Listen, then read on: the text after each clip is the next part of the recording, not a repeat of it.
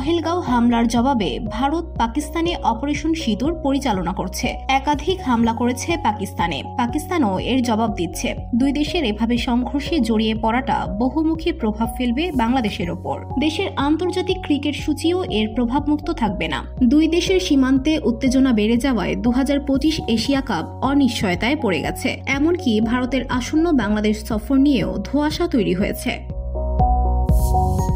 Times of ইন্ডিয়ার এক প্রতিবেদনে বলা হয়েছে, এশিয়া কাপ এবং ভারতের সাদা বলের বাংলাদেশ সফর এখন শঙ্কার মুখে। প্রতিবেদনটিতে নাম প্রকাশে অনিচ্ছুক এক সূত্রকে উদ্ধৃত করে বলা হয়েছে, সাম্প্রতিক পরিস্থিতি আরও জটিল করে তুলেছে।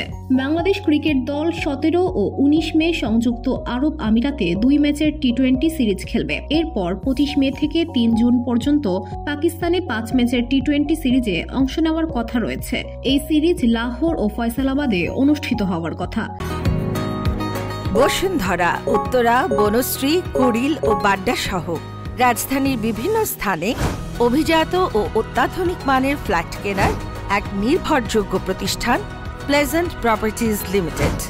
তাই আপনার স্বপ্নের আবাসনের জন্য আজই যোগাযোগ করুন। Pleasant properties limited, where destiny matches eventually.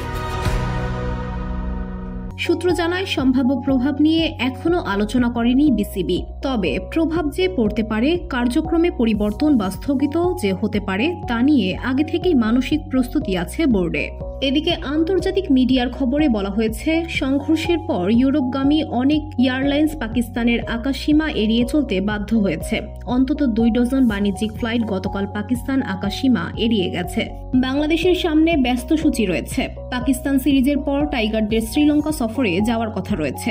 এরপর জুলাই মাসে পাকিস্তান দল আসবে বাংলাদেশ সফরে, যা এফটিপির বাইরের একটি সিরিজ। এরপরই ভারতের বাংলাদেশের সফরের কথা রয়েছে, যেটি শুরু হবে 13 আগস্ট। তবে ভারত পাকিস্তানের মধ্যকার এই সংঘাতের কারণে সেসব নিয়ে শঙ্কা তৈরি হলো বৈকি। VOD Bangla news desk.